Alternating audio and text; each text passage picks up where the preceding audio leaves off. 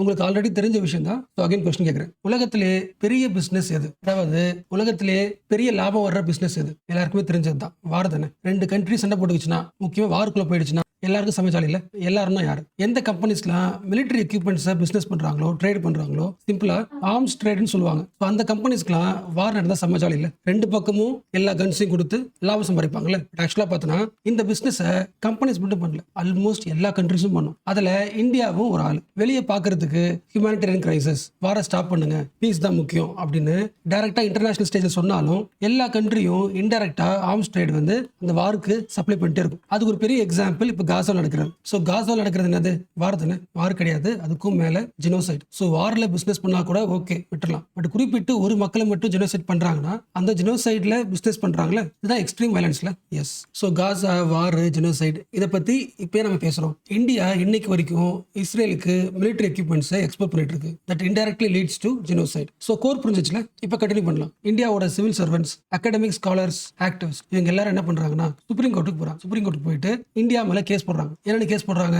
இந்தியால இருந்து நிறைய கம்பெனிஸ் இஸ்ரேலுக்கு மிலிட்டரி எக்யூப்மெண்ட்ஸ் ஆர்ம்ஸ் ட்ரேட் பண்ணிட்டு இருக்கு. அந்த ட்ரேடிங்கை கவர்மெண்ட் கிட்ட சொல்லி இந்த பிசினஸ் பீப்புளை ஸ்டாப் பண்ண சொல்லுங்க. ஸோ நம்ம இந்தியன் கவர்மெண்ட் இந்த ட்ரேட் அலோ பண்ணக்கூடாது. ஏன்னா காசாவில் நடக்கிறது ஜெனோசைடு. அப்ப நாம வந்து பிசினஸ் பண்றது வழியாக இன்டைரக்டா ஜெனோசைடுக்கு இந்தியன் கவர்மெண்ட் சப்போர்ட் பண்ற மாதிரி ஆயிடும். ஸோ இது வந்து இன்டர்நேஷனல் ஹியூமனிட்டேரியன் லா வந்து சீரியஸா வயலேட் பண்றதுக்கான நேச்சர். ஸோ இந்தியா மேல இந்த நேம் வரதுக்கு வாய்ப்பு இருக்கு. ஸோ உடனடியாக ஸ்டாப் பண்ணணும். So Ashok Kumar versus Union of India case. இந்த கேஸோட மெயின் பர்பஸ் என்ன? கோர்ட் வந்து ஒரு போல்ட் ஆக்ஷன் எடுக்கணும். எந்த கம்பெனிலாம் ட்ரேட் பண்ணுதோ அந்த ட்ரேட் பண்றதுக்கு ஒரு லைசன்ஸ் இருக்குல்ல, அந்த லைசன்ஸை உடனே கேன்சல் பண்ணணும். உடனடியா இஸ்ரேலுக்கு போற அந்த மிலிட்டரி எக்யூப்மெண்ட்ஸை ஸ்டாப் பண்ணணும். பட் ஆக்சுவலா சுப்ரீம் கோர்ட் என்ன ஆன்சர் பண்ணுச்சுன்னா இந்த பெட்டிஷனை ரிஜெக்ட் பண்ணிடுச்சு. So supreme court dismissed this petition. என்ன ரீசன்? சி இந்தியன் கம்பெனி இஸ்ரேலுக்கு ட்ரேட் பண்றது இந்த பிசினஸ்லாம் இந்தியாவோட ஃபாரின் அஃபேர்ஸ். ஸோ ஜுடிஷியரிக்கு ஒரு கவர்மெண்டோட ஒரு எக்ஸிக்யூட்டிவோட ஃபாரின் அஃபேர்ஸை இன்டர்வென் பண்றதுக்கு அதிகாரம் கிடையாது. We don't have judicial review power on government's foreign policy. So இது வந்து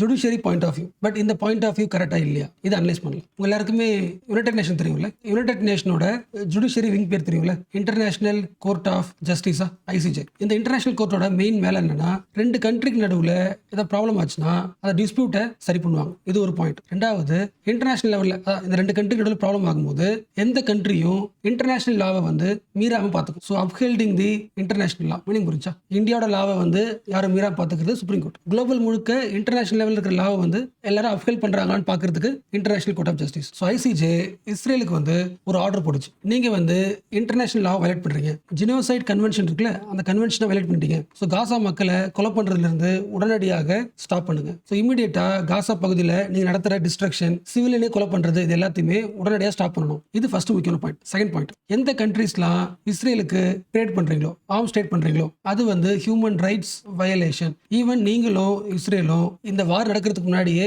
ரொம்ப காலமே ட்ரேட் பண்ணிட்டு இருந்தாலும் ஓகே, இப்போ நடக்கிறது வார், ஜெனோசைடு. இந்த டைம்ல நீங்க ட்ரேட் பண்ணீங்கன்னா அது indirectly leads to genocide. It is the violation of international law of human rights. So almost எல்லா முக்கியமான கண்ட்ரீஸும் இந்த செகண்ட் ஆர்டர் பார்த்ததுக்கு அப்புறம் நிறைய பேர் இஸ்ரேல் கூட ட்ரேட் பண்றதை டெம்பரரியா ஸ்டாப் பண்ணிட்டாங்க. Canada, Spain, UK. ஸோ அவங்க கண்ட்ரீஸ்ல எந்த பிரைவேட் கம்பெனிஸ் இஸ்ரேல் கூட ட்ரேட் பண்றாங்களோ அந்த கம்பெனியோட லைசன்ஸை சஸ்பெண்ட் பண்ணிருக்காங்க. சஸ்பெண்ட் புரியுதா? எஸ். அந்த வார் நடந்து முடிகிற வரைக்கும், ஜெனோசைட் முடிகிற வரைக்கும் அவங்க கண்ட்ரில இருந்து எந்த பிரைவேட் கம்பெனிஸும் ட்ரேட் பண்ணக்கூடாது அப்படின்றத சஸ்பெண்ட் பண்ணிட்டாங்க. ஏன்னா எல்லா கண்ட்ரிஸும் ஜெனோசைட் கன்வென்ஷன்ல சைன் பண்ணிருக்கு. இல்ல சைன் பண்ணிட்டாங்கன்னா ஐசிஜே சொல்றத கேட்டாகணும். இப்போ இந்தியாவுக்கு வரலாம். ஓகேவா? India already Geneva convention, genocide convention 2 கன்வென்ஷன்ல ஆல்ரெடி சைன் பண்ணிருக்கு. அதாவது ராட்டிஃபை பண்ணிருக்கு. அப்போ இந்தியாவுக்கும் எப்படி யூகே ஸ்டாப் பண்ணிடுச்சோ அதே மாதிரி ஸ்டாப் பண்றதுக்கான ஒரு ஆப்ளிகேஷன் இருக்கு. Article 3 of the genocide convention என்ன சொல்லுது? எந்த ஸ்டேட்லாம், எந்த கண்ட்ரிலாம் ஜெனோசைடுக்கு துணை போகுதோ அது வந்து பனிஷபிள் அஃபென்ஸ். அப்படின்னா அந்த ஸ்டேட்டை பனிஷ் பண்ண முடியும். யாருக்கு? ஐசிஜேக்கு. ஸோ இந்த பாயிண்ட் இருக்குல்ல, இந்த பாயிண்ட் வந்து ஒன் ஆஃப் தி ப்ரீஎம்ப்டரி நார்ம்ஸ், அதாவது பைண்டிங் ரூல்ஸ். எல்லா கண்ட்ரியும் கண்டிப்பா ஃபாலோ பண்ண வேண்டியது பைண்டிங். ஆனால் உங்களுக்கு தெரியும் இந்தியாவில் ஆல்மோஸ்ட் எந்த டிபார்ட்மெண்ட் எடுத்தாலும் சரி, ஹெல்த், டிஃபென்ஸ், எதை எடுத்தாலும் இன்டர்நேஷனல் லெவலில் என்ன லா இருக்கோ அந்த லாவுக்கு பைண்டிங் பண்ற மாதிரி தான் நான் ஒரு லா போடுவோம். இன்டர்நேஷனல் லெவலில் என்வரான்மெண்ட் ஒரு லா இருக்குன்னா அந்த என்வரான்மெண்ட் லாவை சப்போர்ட் பண்ற மாதிரி தான் இந்தியா லா போடுவோம். ஸோ இந்தியாவோட டொமஸ்டிக் லா இன்டர்நேஷனல் லா கூட மேட்ச் ஆகுதா அப்படின்றத சுப்ரீம் கோர்ட் பார்க்க முடியும்னு சொல்லி இதுக்கு முன்னாடி கேஸ்ல சுப்ரீம் கோர்ட் சொல்லியிருக்கு. பட் இந்த அசோக் குமார் கேஸ்ல சுப்ரீம் கோர்ட்டோட பாயிண்ட் வந்து டிஃபரெண்டா இருக்கு. ஸோ அவங்க சொல்ற பாயிண்ட் பார்க்கலாம். ஸோ சுப்ரீம் கோர்ட் சொன்ன ஃபர்ஸ்ட் முக்கியமான பாயிண்ட். நீங்க சொன்ன இன்டர்நேஷனல் லா இருக்குல்ல, அந்த லா வந்து பைண்டிங்கே கிடையாது. அதாவது இன்டர்நேஷனல் கோர்ட் ஆஃப் ஜஸ்டிஸ் இருக்குல்ல, அந்த கோர்ட்ல யாருமே இஸ்ரேல் மேல எந்த கேஸும் கொடுக்கல. அதாவது இஸ்ரேல் மேல எந்த லீகல் ப்ரொசீடிங்குமே இல்லை. ஒருவேளை அவங்க குற்றவாளின்னு அவங்க மேல ஒரு லீகல் ப்ரொசீடிங் இருந்துச்சுன்னா அவங்க கூட ட்ரேட் பண்றது தப்பு. எந்த லீகல் ப்ரொசீடிங்குமே இல்லாம இஸ்ரேல் கூட ஏன் ட்ரேடிங்கை ஸ்டாப் பண்ணணும்? அதான் முக்கியமானது. இந்தியன் பிரைவேட் கம்பெனிஸும் இஸ்ரேல் கவர்மெண்ட்டும் 2 பேரும் ஆர்ம்ஸ் ட்ரேட் பண்ணிக்கணுன்ற அந்த பிசினஸ் கான்ட்ராக்ட் இருக்குல்ல, அந்த கான்ட்ராக்ட் வந்து வாருக்கு முன்னாடிலேருந்தே நடந்துட்டு இருக்கு. இப்போ திடீர்னு கான்ட்ராக்டை ஸ்டாப் பண்றோம்னா, ஆட்டோமேட்டிக்கா கான்ட்ராக்டை ஸ்டாப் பண்றோம்னா இது வயலேஷன் ஆஃப் தி லா. இதுவும் கான்ட்ராக்டை பிரீச் பண்றதுன்னு அர்த்தம். இன்டர்நேஷனல் லெவல்ல இன்னொரு கண்ட்ரிக்கு பிசினஸ் பண்றேன்னு சொல்லிட்டு அதை ஸ்டாப் பண்றதுன்றது கான்ட்ராக்டை பிரீச் பண்றது. இது supreme court point of view. But ஆக்சுவலா பாத்தீங்கன்னா நமக்கே தெரியும், சுப்ரீம் கோர்ட் நம்ம சொல்றது என்னது, இஸ்ரேல் மேல குற்றம் இருக்கா இல்லையன்றது விஷயம் கிடையாது. நம்ம பாயிண்ட் ஆஃப் வியூ, நம்ம கம்பெனிஸோட பொருள் வந்து வந்து வார் நடக்கிறதுக்கு யூஸ் ஆக வாய்ப்பு இருக்கு. அப்போ நம்ம கான்ட்ராக்டை சரி பண்ணிக்கணும். அதான் மெயின். நம்ம இந்தியன் கம்பெனிஸோட கான்ட்ராக்டை சரி பண்றதுக்கு ஒரு ஸ்டெப் எடுக்கலாம். பாயிண்ட் அதானே தவிர இஸ்ரேல் கெட்டவங்க, அவங்க கூட யாரும் ட்ரேட் பண்ணக்கூடாது அப்படின்ற பாயிண்டே கிடையாது. நம்ம கான்ட்ராக்டே ஜெனோசைட் ஆகக்கூடாது. First point. ரெண்டாவது, கான்ட்ராக்டை பிரீச் பண்றது அப்படின்றதுலாம் அம்பக்கா இருக்கு. என்ன ரீசன்? ஃபோர்ஸ் மெஜூர், விச் மீன்ஸ் ஒரு எக்ஸ்ட்ராடினரி சர்க்கம்ஸ்டன்ஸ்ல, ஃபார் எக்ஸாம்பிள் ஜெனோசைட் மாதிரி ஒரு கண்டிஷன்ல ஈவன் இன்டர்நேஷனல் லெவலில் நீங்க கான்ட்ராக்ட் போட்டிருந்தாலும் அதை ஸ்டாப் பண்ணலாம், டெம்பரரியா பிரேக் பண்ணலாம் அப்படின்றதுக்கு ஜுடிஷியர்லயே ரூல் இருக்கு. அப்ப இந்த எக்ஸ்ட்ராடினரி ரூலை சுப்ரீம் கோர்ட் ஏன் மறந்து போச்சு? மூணாவது முக்கியமான பாயிண்ட், சுப்ரீம் கோர்ட் என்ன சொல்லுது? ஃபாரின் பாலிசில நான் கை வைக்க மாட்டேன் சொல்லுது. இது வந்து ஃபாரின் பாலிசி விஷயம் கிடையாது. நம்ம இந்தியன் கவர்மெண்ட் வந்து இன்டர்நேஷனல் லெவலில் இருக்கிற லாவை வந்து மீறுது. இன்டர்நேஷனல் லா, இன்டர்நேஷனல் அக்ரிமெண்ட்டை வயலேட் பண்ணுது. அப்ப அந்த லாவை வயலேட் பண்ணக்கூடாதுன்னு சொல்றதுக்கு ஜுடிஷியரிக்கு எப்படி அதிகாரம் எல்லாம் போகும்? ஸோ உலகம் முழுக்க எல்லா மக்களும் ஜெனோசைடை எதிர்த்து போராடிட்டு இருக்கும்போது இந்தியாவுக்கு ஒரு சான்ஸ் கிடைச்சிருக்கு. நம்ம ஊர்ல இருந்து இஸ்ரேலுக்கு எந்த ஆர்ம்ஸ் ட்ரேடும் பண்ண முடியாதுன்னு ஒரு அனௌன்ஸ்மெண்ட் பண்ணா, நம்ம ஜெனோசைடை எதிர்த்து ஹியூமனிட்டிக்கு நிற்கிறோன்றதுக்கு ஒரு சப்போர்ட் பண்றதுக்கு ஒரு சான்ஸ் கிடைச்சிருக்கு. பட் அந்த சான்ஸை ஜுடிஷியரி மிஸ் பண்ணிடுச்சு. இது வந்து ஃபியூச்சர்ல இந்தியாவோட ரெப்புடேஷனை, இந்தியாவோட நேமை வந்து குளோபல் ஸ்டேஜ்ல ஸ்பாயில் ஆகிறதுக்கு வாய்ப்பு இருக்கு. பாய்ஸ் கோச்சுக்க வேண்டாம், ஜஸ்ட் ஒரு எக்ஸாம்பிள் சொல்றேன். இந்த கண்ட்ரியோட பிரைம் மினிஸ்டரா, இல்ல வந்து ஒரு ஸ்டேட்டோட சிஎம்மா, இல்ல ஒரு சின்ன ஒரு இடத்தோட ஒரு லீடரா வந்து ஒரு பையன் வந்தா, அதாவது ஒரு மேல் வந்தா, ஃபர்ஸ்ட் டைம் ஒரு மேல் வந்து ஒரு லீடர்ஷிப் வராங்கன்னா அவங்களுக்கு என்ன மாதிரி பிளான்ஸ்லாம் தோணும்? ஃபார் எக்ஸாம்பிள் பிரைம் மினிஸ்டர் வச்சுக்கலாம். ஏன்னா அதுதானே இந்தியாவோட பெரிய பதவி. ஒரு கண்ட்ரியோட பிரைம் மினிஸ்டர் மேலா இருக்கும்போது அவருக்கு எப்படிலாம் பிளான்ஸ் தோணும்? இந்த கண்ட்ரில பெரிய பெரிய பில்டிங் கட்டணும், எல்லா கண்ட்ரிஸும் வேந்து பார்க்குற அளவுக்கு பயங்கரமான டாலஸ்ட் பில்டிங்லாம் கட்டணும். பிளஸ் ஒரு எக்கனாமியோட மெயின் ஸ்ட்ரென்த்தே வந்து இன்ஃப்ராஸ்ட்ரக்சர் தான். ஸோ முடிஞ்ச அளவுக்கு பெரிய பெரிய ரோட்லாம் போடணும், பெரிய ரோடு, பெரிய பிரிட்ஜ், டேம் கட்டணும். இந்த பாயிண்ட் தோணும். அண்ட் ரொம்ப முக்கியமானது, ஒரு கண்ட்ரில எல்லாருக்கும் ஜாப் கிடைக்கணும்னா முக்கியமானது இண்டஸ்ட்ரி. எல்லா ஊர்லயும் பெரிய பெரிய இண்டஸ்ட்ரி கட்டணும், நிறைய பொருள் உற்பத்தி பண்ணணும், எல்லாருக்கும் வேலை கிடைக்கணும், எம்ப்ளாய்மெண்ட் பெருசாகணும். ஸோ ஒரு ஊர் இருக்கு, அந்த ஊர்ல பண்றாங்க, ரோடு போடுறாங்க, பிரிட்ஜ் போடுறாங்க, பெரிய பெரிய பில்டிங் கட்ட ஆசைப்படுறாங்க, இண்டஸ்ட்ரி வைக்கிறாங்க. இது வழியா மற்ற கண்ட்ரியை விட எங்க ஊர் தான் பவர்ஃபுல், எக்கனாமிக்கலி ஸ்ட்ராங், இன்ஃப்ராஸ்ட்ரக்சர்ல செம மாடர்ன். இதுதான் வந்து ஒரு மேல் யோசிக்கிற ஒரு டெவலப்மெண்டல் பிளான்.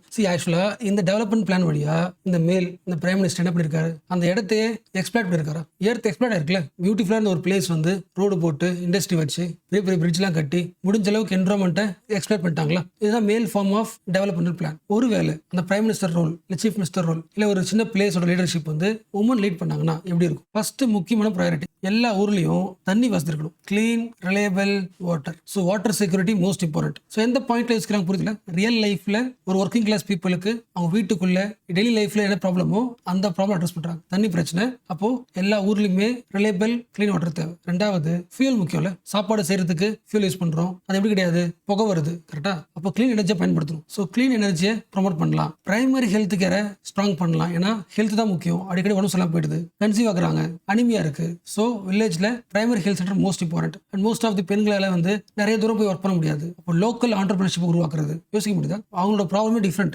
வாட்டர் தேவை, கிளீன் ஃபியூல் தேவை, ஹெல்த் ஸ்ட்ராங்கா இருக்கணும், பக்கத்துல வேலை கிடைச்சா இன்னும் ஈஸியா ஹவுஸ் ஹோல்டு மேனேஜ் பண்ண முடியும். ஒரு வேலை ரொம்ப தூரம் போய் ஒர்க் பண்றோம் அப்படின்னா அங்க போய் ஒர்க் பண்ற அளவுக்கு ஒர்க் ஸ்பேஸ் இருக்கணும், சேஃப்டியா இருக்கணுமா? அப்போ அதுக்கான சப்போர்ட் சிஸ்டம் உருவாக்கணுமா? ஸோ ஒரு கண்ட்ரில இல்ல ஒரு பிளேஸ்ல இல்ல ஒரு ஸ்டேட்டை ஒரு உமன் லீட் பண்ணும்போது அவங்க யோசிக்கிற ஐடியா எப்படி இருக்கு? ஆல்டர்னேட்டிவா இருக்குல்ல, சஸ்டைனபிளா இருக்குல்ல. ஆக்சுவலி நீங்க பிராக்டிகல் எக்ஸாம்பிளா பார்க்கணும்னா தமிழ்நாடு வச்சுக்கலாம். நம்ம தமிழ்நாடு சிஎம் இருக்காங்களே ஜெயலலிதா, அவங்க உமன் தானே. ஸோ அவங்களோட இனிஷியேட்டிவ் எல்லாத்தையுமே லிஸ்ட் பண்ணலாம். அம்மா உணவகமா, அவங்களோட ப்ரையாரிட்டி என்னது? ஃபுட்டு தானே. எஸ். ஆல்சோ அம்மா ஃபார்மசியா, மெடிசன் சீப்பா கிடைக்கிறதுக்கான பாசிபிலிட்டி. ரெயின் வாட்டர் ஹார்வெஸ்டிங்கா, மழைநீர் சேமிப்பாங்களே. எஸ். அண்ட் ஒர்க்கிங் உமன் வேலைக்கு போகணும்னா அந்த குழந்தைங்க என்ன பண்ணலாம்? கவர்மெண்ட் ஹாஸ்பிட்டல்ல விட்டுட்டு போகலாம். Cradle baby scheme, mixie grinder இதை ஃப்ரீயா தர்றது.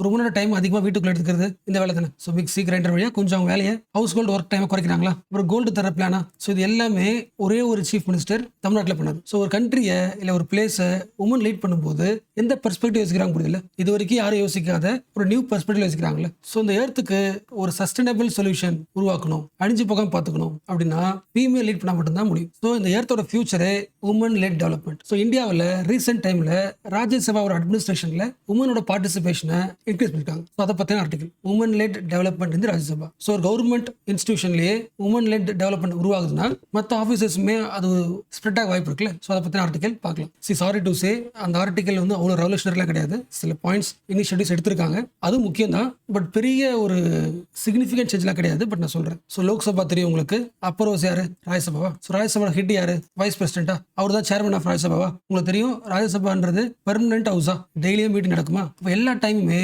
வைஸ் பிரசிடென்டால, அதாவது சேர்பர்சனால மீட்டிங்கை ப்ரெசிட் பண்ண முடியாது, லீட் பண்ண முடியாது. ஸோ சேர்பர்சன் லீவ்னா அவருக்கு அடுத்து இருக்கிற வைஸ் சேர்பர்சன் என்ன பண்ணலாம்? ராஜ்யசபா சேர்மனை ஆக்ட் பண்ணலாம். ஒருவேளை சேர்பர்சனும் லீவு, வைஸ் சேர்பர்சனும் லீவு, அதாவது டெபுட்டி சேர்பர்சனும் லீவுனா ராஜ்யசபாவை யார் லீட் பண்றது? ஆர்டிகல் 118 என்ன சொல்லுதுன்னா, ஒவ்வொரு ஹவுஸும் சரி, லோக்சபா ராஜ்யசபா சரி, அவங்களோட அட்மினிஸ்ட்ரேஷன் வசதிக்காக ஒரு ப்ராப்ளம் வருதுன்னா அவங்களுக்கான ஓன் ரூல்ஸ் உருவாக்க முடியும். ஆர்டிகல் 118 நீங்க படிச்சிருப்பீங்க. ஸோ இந்த ஆர்டிகல் பேஸ் பண்ணி ராஜ்யசபாவோட சேர்பர்சன் 1964 என்ன டிசைட் பண்ணாருன்னா, ராஜ்யசபா மெம்பர்ஸ்ல யாரு வந்து ட்ரஸ்டட் மெம்பர்ஸா இருக்காங்களோ ஒரு சில பேரை ஒன்னா சேர்த்து ஒரு குரூப் ஃபார்ம் பண்ணலாம். Panel of vice chairpersons.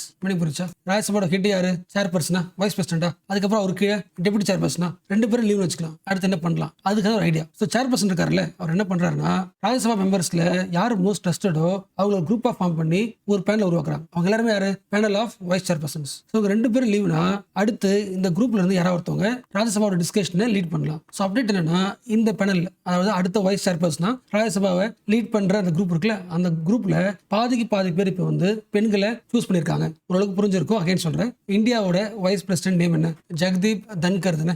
S. அப்ப இவர் தான் யாரு? ராஜ்யசபாவோட சேர்மனா, அதாவது ராஜ்யசபாவோட மீட்டிங்கை பிரசிட் பண்ற ஆளு இவர் தான். இவர் லீவ்னா அடுத்து யாரு? Deputy chairman. இவங்களும் லீவ்னா அடுத்து யாரு? அந்த பேனல்ல இருந்து யாராவது லீட் பண்ணுவாங்களா? அந்த பேனல்ல யார் மெம்பர்ஸா இருக்கலாம்னு முடிவு சேர்மன் எடுக்க முடியும், அதாவது வைஸ் பிரசிடென்ட் எடுக்க முடியும். ஸோ இப்போ இருக்கிற ஜெகதீப் தன்கர் வந்து அந்த பேனலை சூஸ் பண்ணிருக்காங்க. அந்த பேனல்ல பாதிக்கு பாதி பேர் வந்து பெண்கள் இருக்காங்க, உமனா இருக்காங்க. ஸோ அது வந்து முக்கியமான இனிஷியேட்டிவ். ஸோ அந்த பேனல்ல 50% வந்து பெண்கள் இருந்ததுனால தான் ராஜ்யசபாவோட லீடர்ஷிப் ரோலை வந்து ஃபர்ஸ்ட் டைம் நாகாலாந்துல இருந்து ஒரு உமனால ராஜ்யசபாவை ப்ரெசைட் பண்ண முடிஞ்சது. அவங்க நேம் எல்லாருக்கும் தெரியும், பேப்பர்ல பார்த்துருப்பீங்க, பங்னான் கோன்யாக். சிமிலர்லி பிடி உஷா, இவங்களும் அந்த பேனல் இருந்திருக்காங்க. அந்த பேனல்ல இருந்ததுனால இவங்களும் ராஜ்யசபா லீட் பண்றதுக்கான ப்ரெசைட் பண்றதுக்கான ஒரு சான்ஸ் கிடைச்சிருக்கு. ராஜ்யசபால இது அப்டேட். ஓகேவா? அந்த லீடிங் பொசிஷன்ல ஒட்டுமொத்த மீட்டிங் ப்ரெசைட் பண்ற இடத்துக்கு நிறைய உமன் வந்து லீட் பண்றாங்க. இது ஃபர்ஸ்ட் பாயிண்ட். ஜென்ரலாவே ராஜ்யசபா ஹவுஸ் வந்து ஃபுல் டைம் ஹவுஸ் தானே, லீவே கிடையாது. நிறைய ஒர்க் இருக்கும். ஸோ லேட் நைட் ஒர்க்ஸ்லாம் இருக்கும், லாங் ஹவர்ஸ் ஒர்க் இருக்கிறதுனால இது மோஸ்ட்லி மேல் பண்ற ஒர்க்குன்னு ஒரு ஸ்டிக்மா இருந்துச்சு. மீனிங் புரிச்சா? ராஜ்யசபாவோட செக்ரட்டரியேட்ல நிறைய ஜாப்ஸ் வந்து மோஸ்ட்லி மேல் தான் ஆக்குபை இருந்தாங்க. இப்போ அதுல ஒரு ஷிஃப்ட் நடக்குது. அந்த லேட் நைட் ஒர்க் கூட பெண்களால் பண்ண முடியும். ஸோ உமன் ஆஃபீஸர்ஸை இந்த லாங் ஒர்க்கிங் ஹவர்ஸ்க்கும் ட்ரெயின் பண்றாங்க. ஸோ ராஜ்யசபாவோட செக்ரட்டரியேட்ல ஒரு லேட் நைட்ல உமன் ஒர்க் பண்றது வழியாக இந்தியாவோட ஸ்டிக்மா பிரேக் ஆகுதா? ஸோ அதெல்லாம் ஒரு முக்கியமான இனிஷியேட்டிவ். அண்ட் ஒர்க் பண்றது மட்டும் இல்லாம இவங்க லேட் நைட்ல வீட்டுக்கு போகணும்ல, அதுக்கான சப்போர்ட் சிஸ்டமும் ரெடி பண்ணி கொடுத்துருக்காங்க. ஸோ அந்த ரெண்டு எக்ஸாம்பிள் தான் இந்த ஆர்டிகல் கொடுத்துருக்காங்க. என்ன பாயிண்ட்னா, ராஜ்யசபாவில் ஒரு இனிஷியேட்டிவ் உமன் லெட் டெவலப்மெண்ட் உருவாக்குது. முக்கியமான கீ பொசிஷனுக்கு பெண்களை ஆட் பண்றாங்க. ராஜ்யசபா ஆரம்பிக்கிறது கொஞ்சம் கொஞ்சமா மற்ற கவர்மெண்ட் இன்ஸ்டிடியூஷன்லயும் அது உருவாக வாய்ப்பு இருக்கு. என்ன ரீசன்? இந்தியாவோட G20 அஜெண்டாவில் முக்கியமான 6 ப்ரையாரிட்டிஸ்ல ஒரு முக்கியமான ப்ரையாரிட்டி உமனை லீடர்ஷிப் ரோலுக்கு கொண்டு வரணும். ஸோ பெண்கள் வந்து லீடர்ஷிப் ரோலுக்கு வந்தாங்கன்னா அட்மினிஸ்ட்ரேஷனுக்கு யூனிக் பர்ஸ்பெக்டிவ் கொண்டு வருவாங்க, நிறைய ப்ராப்ளமுக்கு சொல்யூஷன் கொண்டு வருவாங்க. ஸோ இது வரைக்கும் எல்லா பெண்களும் கவர்மெண்ட் என்ன பாலிசி போடுதோ அதை அக்செப்ட் பண்ற இடத்துல இருந்தாங்க. இதுக்கப்புறம் அந்த பாலிசியை ஃபார்முலேட் பண்ற இடத்துக்கு இம்ப்ரூவ் ஆகணும், லீடர்ஷிப் ரோல் எடுக்கணும். ஸோ இந்த விஷயம் தான் இந்த ஆர்டிகல் பேசுது. ஸோ ஃபியூச்சர்ல நீங்க UPSC கிளியர் பண்ணிட்டு ஒரு லீடர்ஷிப் ரோல் போகும்போது, ஃபார் எக்ஸாம்பிள் IASO IPSO எந்த கீ பொசிஷன் போனாலும் உங்களை சுத்தி இருக்கிற மற்ற கீ பொசிஷன் ரோல்ல உமன் பார்ட்டிசிபேஷன் எத்தனை % இருக்குன்னு பாருங்க. பாதிக்கு பாதி இல்லைன்னா அதை கிரியேட் பண்றதுக்கான ஒரு புஷை வந்து நீங்க உருவாக்க ட்ரை பண்ணுங்க. So woman led development. ஆக்சுவலா உங்களுக்கு வந்து sustainable development, intergenerational equity, இந்த மாதிரி கீ டேர்ம்ஸ் வந்து ஆல்ரெடி உங்களுக்கு எக்ஸ்பீரியன்ஸ் ஆயிருப்பீங்க. அதே தீம் பேஸ்ட் ஆர்டிகல் தான் இது, பட் இன்னும் கொஞ்சம் டிஃப்ரெண்ட். ஸோ அந்த தீமோட அண்டர்ஸ்டாண்டிங்கை இன்னும் கொஞ்சம் லீகல் லெவல்ல லா பேஸ்டு இது கொஞ்சம் இம்ப்ரூவ் பண்ணும், ஸ்டார்ட் பண்ணலாம். மேபி சில ஃப்ரெஷர்ஸ்க்கு வந்து இந்த டாபிக்லாம் புதுசாக இருக்கும். அதனால நான் ஒரு பிரீஃப் இன்ட்ரோ கொடுத்துறேன், அப்புறம் டாபிக்ல போகலாம். ஒரு ஃபார்மர் இருக்காரு இல்லைங்க, அந்த ஃபார்மரோட லைவ்லிஹுட் எதை பேஸ் பண்ணியிருக்கு? லேண்டு தானே. ஸோ முடிஞ்ச அளவுக்கு அந்த லேண்ட்ல எந்த அளவு கல்டிவேட் பண்றாரோ அந்த அளவுக்கு அவுட்புட் கிடைக்குமா? அதிகமான ஃபர்டிலைசர் போட்டால் இன்னும் அதிகமாக அவுட்புட் கிடைக்கும். நிறைய டெக்னாலஜி பயன்படுத்தினா அதிகமாக அவுட்புட் கிடைக்கும். இந்த லேண்ட் வந்து எவ்வளோதான் அவுட்புட் கொடுக்க சான்ஸ் இருந்தாலும் ஃபார்மர் மைண்டுக்குள்ள என்ன போயிட்டு இருக்கும்? நம்ம இப்போ இந்த லேண்ட் யூஸ் பண்ற விஷயம் கிடையாது, அடுத்த வருஷத்துக்கு தேவை. இன்னும் 10 வருஷத்துக்கு அப்புறமும் அந்த லேண்ட் தான் என்ன வரணும்? கிராப்ஸ் வரணும். என்னோட அடுத்த தலைமுறையும் இந்த லேண்ட் யூஸ் பண்ணணும். அடுத்த ஃபியூச்சர் ஜென்ரேஷனுக்கும் இந்த லேண்ட் யூஸ் ஆகிற மாதிரி தான் அவங்க யூஸ் பண்ணுவாங்க. மீனிங் புரிஞ்சுல? இதுல இருந்து நிறைய வெல்த் உருவாக்க முடியும். பட் எப்படி இருந்தாலும் எது பேலன்ஸ்டா எந்த லெவல்ல கல்டிவேட் பண்ணா ஃபியூச்சரா எப்பொழுதுமே அதுல இருந்து ரெவன்யூ வரதுக்கான சான்ஸ் இருக்கு, அதை யோசிச்சு தானே பண்ணுவாங்க.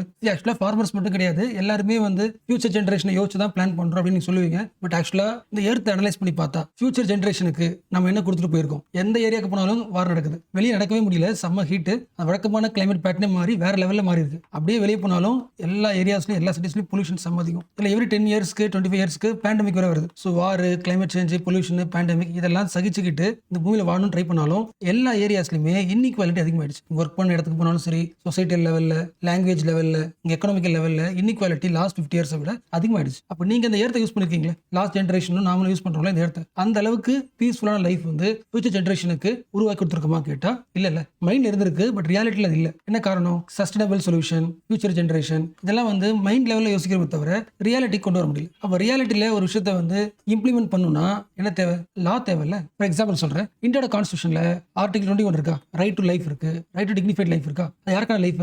இப்போ இந்த பூமியில வாழ்ந்துட்டு இருக்கிற இந்தியன் சிட்டிசனுக்கு. ஓகே, பட் இந்தியாவோட கான்ஸ்டியூஷன் வந்து ஃபியூச்சர்ல வர்ற ஒரு இண்டிவிஜுவல், அடுத்த ஜென்ரேஷனோட இண்டிவிஜுவல், அவனுக்கும் இந்த இந்தியாவில் வாழறதுக்கு உரிமை இருக்கு, அவனும் டிக்னிஃபைட் லைஃப் வாழணும், பொல்யூஷன் இல்லாத ஊர்ல வாழணும் அப்படின்னு ஃபியூச்சர் ஜென்ரேஷன் இந்தியன் சிட்டிசனுக்கு இந்தியன் கான்ஸ்டியூஷன் வந்து கேரண்டி கிடையாது இல்ல. ஸோ தான் பாயிண்ட். என்ன பாயிண்ட்னா, ஃபியூச்சர் ஜென்ரேஷனுக்கு நம்ம குளோபல் சேஃபா தரணுன்றதுக்கு எல்லாருக்கும் ஐடியா இருக்கு. பட் நம்ம எல்லாரும் அப்படி யோசிச்சோம், ஏற்ற அப்படி கிடையாதுன்னு முடிஞ்ச அளவுக்கு என்ன பண்ணியாச்சு, எக்ஸ்பெக்ட் பண்ணியாச்சுல. அதுக்கு என்ன ரீசன்னா, லீகல் லெவல்ல இப்போ இல்லாத அந்த ஃபியூச்சர் ஜென்ரேஷனுக்கு ரைட்ஸ் வந்து லீகலா தரல. ஸோ அந்த ரைட்ஸை லீகலா மாத்துறதுக்கான ஒரு எவல்யூஷனை ஸ்டார்ட் பண்ணிடணும். மீனிங் புரிஞ்சுல? இன்னும் பிறக்கவே இல்லை, அந்த ஃபியூச்சர் ஜென்ரேஷனுக்கு அவன் லைஃப் டிக்னிஃபை ஆடுறதுக்கான ரூல்ஸ் இப்போ நம்ம என்ன பண்ணுவோம், லா உருவாக்கிட்டா அந்த லா யாரெல்லாம் மீறாங்களோ அவங்க பனிஷ் பண்ணாங்க என்ன பண்ணுவாங்க, இன்னும் கொஞ்சம் ஏற்ற கரெக்டாக யூஸ் பண்ணுவாங்களா? அப்போ அந்த லீகலாம் யாருக்கு யூஸ் ஆகும்? ஃபியூச்சர் ஜென்ரேஷன் யூஸ் ஆகுமா? இதை பத்தி இந்த ஆர்டிகல் பேசுது. ஸோ நம்ம இப்போ என்ன பேசணுமோ இந்த எல்லா விஷயத்தையும் ஒரு மீட்டிங்ல பேசியிருக்காங்க. சம்மிட் ஆஃப் ஃபியூச்சர் இந்த வருஷம் செப்டம்பர் 22, 23 இந்த மீட்டிங் நடந்துச்சு. இந்த பூமியில பீஸ்ஃபுல்லா வாடுறதுக்கு ஃபியூச்சர் ஜென்ரேஷனுக்கும் ரைட்ஸ் உண்டு. அப்போ இதுக்கப்புறம் ஃபியூச்சர்ல வாரோ, கிளைமேட் சேஞ்சோ,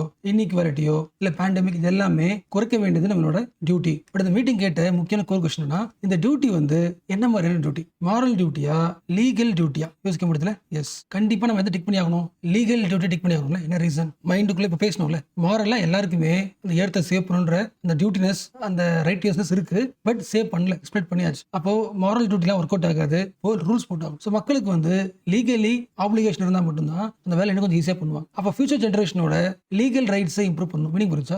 ஃபார் எக்ஸாம்பிள், உங்களோட அடுத்த ஜென்ரேஷன் வயசாகி பெரிய வராங்க, வந்து அவங்க என்வரன்மெண்ட்டை பார்க்குறாங்க, எப்படி இருக்கு? ஃபுல்லாக பொல்யூஷனாக இருக்கு. பட் அவங்களுக்கு இங்கே பொல்யூஷன் வாங்காமல் வாடுறதுக்கான லீகல் ரைட்ஸ் இருக்கா? அப்போ கேஸ் போடலாம். லாஸ்ட் ஜென்ரேஷன்ல இந்த ஏரியாவில் வாழ்ந்தவங்க அவங்களோட டியூட்டியை கரெக்டாக பண்ணல, அவங்க லீகல் டியூட்டியை கரெக்டாக பண்ணல, என்னோட லீகல் ரைட்ஸை இந்த ஊரில் பீஸா வாடுறதுக்கான என்னோட ரைட்ஸை வயலேட் பண்ணிட்டாங்க, அப்போ இந்த ஏரியாவில் பனிஷ் பண்ணுங்க கேட்குற அளவுக்கு ஒரு லீகல் ரைட்ஸ் அவங்க உருவாக்கணும். ஸோ இது வந்து ஒன் சைட் ஆஃப் பீப்புள் சொல்ற ஆர்குமெண்ட். சில பேரா சொல்றாங்கன்னா அப்படிலாம் தேவையில்லைங்க, நம்ம மாரலா யோசிச்சா போதும், இதுக்கு லீகலா தேவை? அவங்க இன்னும் பிறக்கவே இல்லை, அவங்களுக்கு லீகல் ரைட்ஸ், அவங்க ரைட்ஸை சேஃப் கார்ட் பண்ணிக்க அவங்க பார்த்துக்கிட்டோம். நம்ம கவர்மெண்ட் வந்து நமக்கான ரைட்ஸே தர மாட்டேங்குது. இப்போ நம்ம அடுத்த கவர்மெண்ட் வந்து ஃபியூச்சர் ஜென்ரேஷனுக்காக ரூல்ஸ் போட ட்ரை பண்ணிடுச்சுன்னா நம்மள அவங்க பார்த்துக்காது. ஸோ ஒருத்தவங்களும் மாரலா இருந்தால் போதும், லீகல் டியூட்டிலாம் தேவையில்லை. சர்டன் பேர் அப்படி சொல்றாங்க.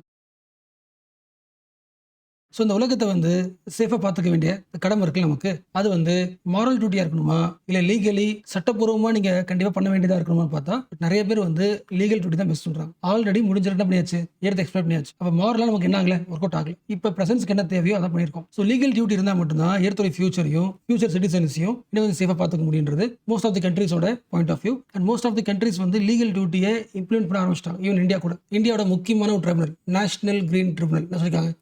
நம்ம என்விரான்மெண்ட்டை நம்ம சேஃபாக பார்த்துக்கிறோம்ல, அது எதுக்காகனா நாம நல்லா வாடுறதுக்காக கிடையாது, ஃபியூச்சர் ஜென்ரேஷன். இப்போ உங்களுக்கு எந்த அளவுக்கான அசெட் இருக்கோ, என்விரான்மெண்ட் அசெட் இருக்கோ, கிளீன் ஏர் இருக்கோ, அதே அளவுக்கு ஈக்குவல் அமௌண்ட் ஆஃப் ஏர் வந்து வாட்டர் எல்லா பேசிக் நீட்ஸும் ஃபியூச்சர் ஜென்ரேஷன் கிடைக்கும். Inter generational equity. So future ஜென்ரேஷனுக்காக இந்த என்விரான்மெண்ட் நம்ம சேவ் பண்றோம் அப்படின்றத நேஷனல் கிரீன் ட்ரிபியூனல் சொல்லியிருக்கு. இந்தியா மட்டும் இல்லைங்க, பாகிஸ்தான், கென்யா, சவுத் ஆப்பிரிக்கா எல்லாருமே இன்டர் ஜென்ரேஷனல் ஜஸ்டிஸை பேசிருக்காங்க. நீங்க ஒரு ப்ராஜெக்ட் இம்ப்ளிமெண்ட் பண்றீங்க, அந்த ப்ராஜெக்ட்னால ஃபியூச்சர் ஜென்ரேஷனுக்கு இன்ஜஸ்டிஸா இருக்கும்னா அது பண்ணாதீங்க. Inter inter generational justice. So inter generational ஜஸ்டிஸை எப்படி உருவாக்குறது? நம்ம சரி எந்த வேலை செஞ்சாலுமே அது என்ன ஆகுது, ஏர்த்தை எக்ஸ்ப்ளோர் பண்ணுதா? அப்போ என்ன பண்ணலாம்? மாஸ்ட்ரிச் பிரின்சிபல்ஸ் 36 கைட்லைன்ஸை கொடுத்துருக்காங்க. அதை ஃபாலோ பண்ணா ஃபியூச்சர் ஜெனரேஷனோட எல்லா ரைட்ஸையும், கிளீன் வாட்டர், கிளீன் ஏர், சேஃப் என்விரான்மெண்ட், அந்த ரைட்ஸை சேஃப் கார்ட் பண்ண முடியும். ஸோ குளோபல் லெவலில் கவர்மெண்ட்டாக இருக்கட்டும், இல்லை பிரைவேட் கம்பெனியாக இருக்கட்டும், இல்லை ஒரு இண்டிவிஜுவல் ஃபேமிலியாக இருக்கட்டும், யார் எந்த ஒர்க் பண்ணாலும் இந்த 36 கைட்லைன்ஸை ஃபாலோ பண்ணுறீங்கன்னா ஆட்டோமேட்டிக்காக உங்களோட ஒர்க்கு, உங்களோட ப்ராஜெக்ட் வந்து இன்டர் ஜெனரேஷன் ஜஸ்டிஸை சாட்டிஸ்ஃபை பண்ணும். ஸோ இந்த கைட்லைன்ஸை முடிஞ்ச அளவுக்கு வேகமாக ஃபாலோ பண்ணணும். என்ன ரீசன்?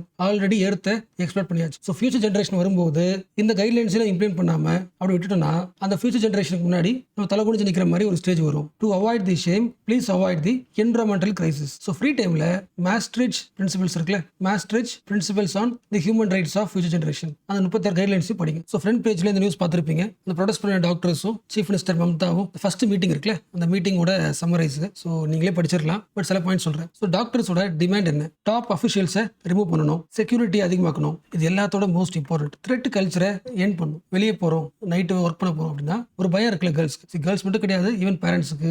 ஆக்சுவலாக இந்தியாவோட சொசைட்டிலே அந்த கல்ச்சருக்குள்ளே என்ன இருக்கு, ஒரு கேர்ளை தனியாக அனுப்புறது, நைட் அனுப்புறது, ஒரு பயம் இருக்குல்ல. எஸ், அந்த த்ரெட் கல்ச்சரை என் பண்ணும். ஆக்சுவலாக இது சொசைட்டியாக தான் மாற முடியும், பட் அந்த பாயிண்ட் இப்படி வச்சிருக்காங்க. ஸோ சிஎம் என்ன சொன்னாங்க? டாப் அஃபிஷியல்ஸை ரிமூவ் பண்றதுக்கு ஒத்துக்கிட்டாங்க. கொல்கத்தா போலீஸோட கமிஷனர் இருக்காருல்ல, கமிஷனர், அப்புறம் ஹெல்த் டிபார்ட்மெண்ட்ல சீனியர் அஃபிஷியல் எல்லாரும் ரிமூவ் பண்றதுக்கு அக்செப்ட் பண்ணிட்டாங்க. செகண்ட் பாயிண்ட், ப்ரொடெஸ்ட் பண்ண டாக்டர்ஸை அரெஸ்ட் பண்ண மாட்டோம், அவங்க என்ன பண்ணலாம், ஒர்க் பண்ணலாம். So no punishment for doctors, அதை அக்செப்ட் பண்ணிட்டாங்க. பட் சில இஷ்யூஸை வந்து இன்னும் ரிசால்வ் ஆகல. பட் ஓரளவுக்கு ஃபர்ஸ்ட் மீட்டிங்லேயே ஒரு ப்ராக்ரஸ் வந்ததுனால டாக்டர்ஸ் ப்ரொடெஸ்ட்டை வந்து ஸ்டாப் பண்ணிட்டு ஒர்க்கு ஸ்டார்ட் பண்ணிட்டாங்க. அண்ட் கேஸ்ட் பேஸ்ட் டிஸ்கிரிமினேஷன் இன்னும் இருக்குன்றதுக்கான பெரிய எக்ஸாம்பிள் ஃபர்ஸ்ட் பேஜ்ல கொடுத்துருக்காங்களே, இந்த கீழே கொடுத்துருக்காங்க பாருங்க. After peace talks Dalits gets entry into temple in Tamil Nadu. So issue படிக்கிறேன், உங்களுக்கே தெரியும். So Dalits were not allowed to use the pathway to the temple by person of caste in the groups. எல்லா மக்களும் போகிற வழி இருக்குல்ல, அந்த வழியை ஃபாலோ பண்ணக்கூடாது. இப்போ சரி பண்ணிட்டாங்க. எந்த ரீஜனில்? திருவள்ளூர் டிஸ்ட்ரிக்ட். நெக்ஸ்ட் இந்த வேர்ல்ட் நியூஸ் இருக்குல்ல, அந்த வேர்ல்ட் நியூஸ் செக்ஷன்ல ஒரு சின்ன நியூஸ் தான், பட் முக்கியம். Taliban call off polio vaccination drives. Polio attack ஆயிடுச்சுன்னா உங்களுக்கு தெரியும்ல, குழந்தைங்களுக்கு வந்து பேரலைஸ் ஆயிடும்ல. அவ்வளோ சீரியஸ்னஸ் தெரிஞ்சுமே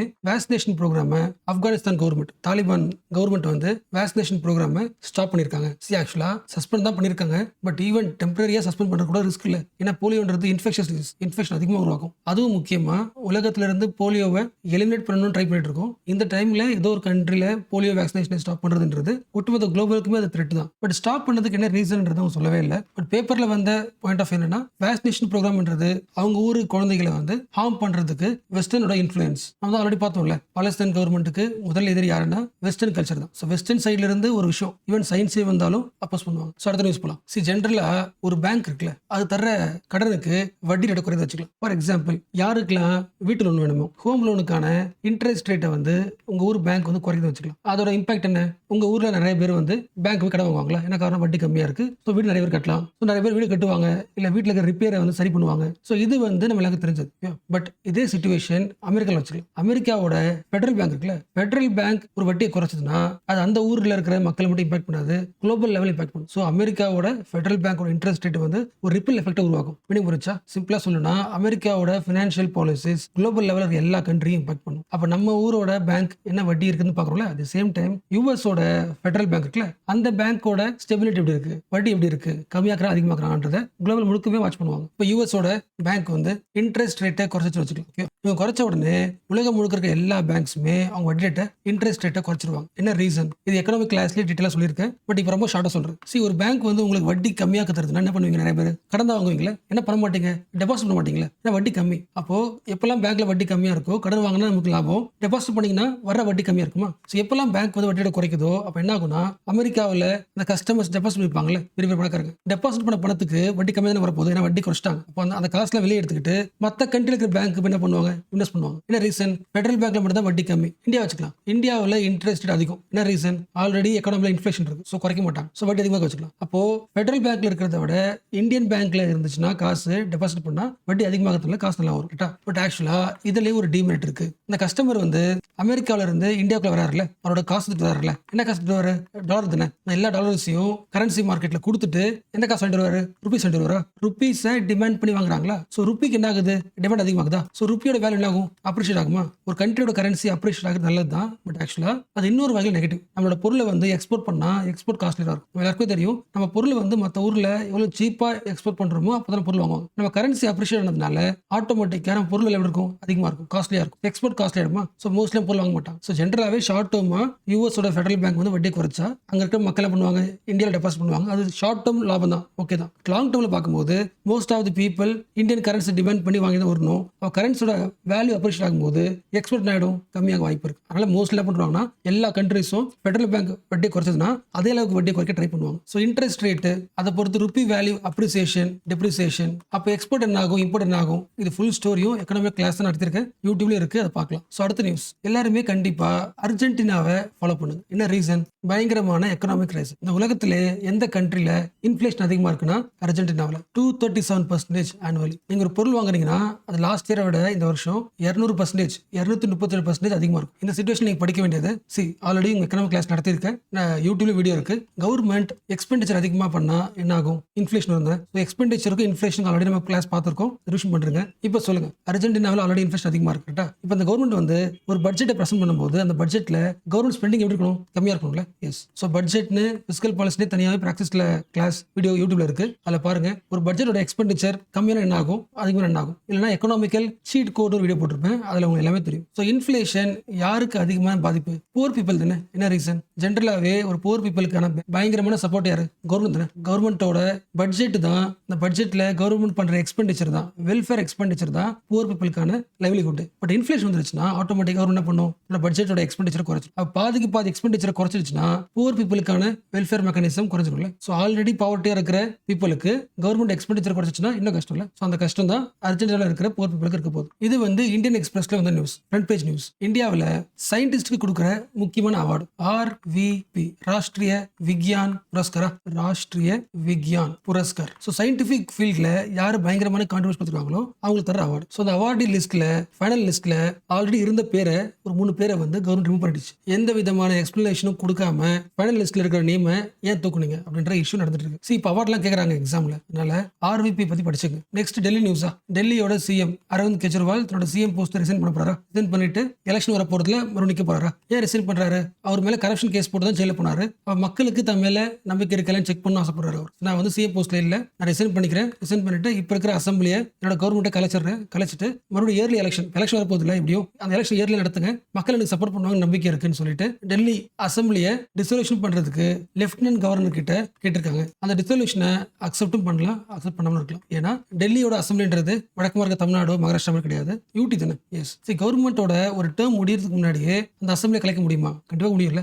பாலிட்டில படிச்சிருப்போம், article 174 clause 2 clause B. Governor வந்து அந்த ஸ்டேட்டோட சட்டமன்றத்தை கலைக்க முடியும், இயர்லியராகவே கலைக்க முடியும். எந்த டைம்ல சீஃப் மினிஸ்டரும் அந்த ஸ்டேட்டோட கவுன்சில் ஆஃப் மினிஸ்டரும் எல்லாம் ஒன்னா சேர்ந்து கவர்னர் கிட்ட ரெக்வஸ்ட் பண்ணாதான் கலைக்க முடியும். பட் இது வந்து ஸ்டேட்டுக்கான பாயிண்ட். ஃபார் எக்ஸாம்பிள் தெலுங்கானாவில் 2019 எலெக்ஷன் நடக்கணும், சட்டமன்றம் ரன் ஆகிட்டு இருக்கு. என்ன பண்ணாங்கன்னா 2018 கவர்மெண்ட் வந்து சட்டமன்றத்தை கலைக்கணும்னு சொல்லிட்டு கலைச்சு கவர்னர் கிட்ட ரெக்வஸ்ட் பண்ணி கலைச்சிட்டு எலெக்ஷன் வச்சுட்டாங்க. இது ஸ்டேட்டுக்கான power. State CM council of minister சொன்னாங்கன்னா கவர்னர் கேட்பாங்க. பட் இது வந்து டெல்லியோட அசம்பிளி, யூடி. இது அப்போ டெல்லியோட சிஎம் கவுன்சில் ஆஃப் மினிஸ்டர் அசம்பிளியை டிசொல்யூஷன் பண்ணுங்க அப்படின்னு லெப்டினன்ட் கவர்னர் சொன்னாலும் லெப்டினன்ட் கவர்னர் என்ன பண்ணலாம், அக்செப்ட் பண்ண அவசியம் கிடையாது. சென்ட்ரல் கவர்மெண்ட் கேட்டு தான் எடுப்பாங்க. Delhi act 1991 section number 6 clause 2 clause B.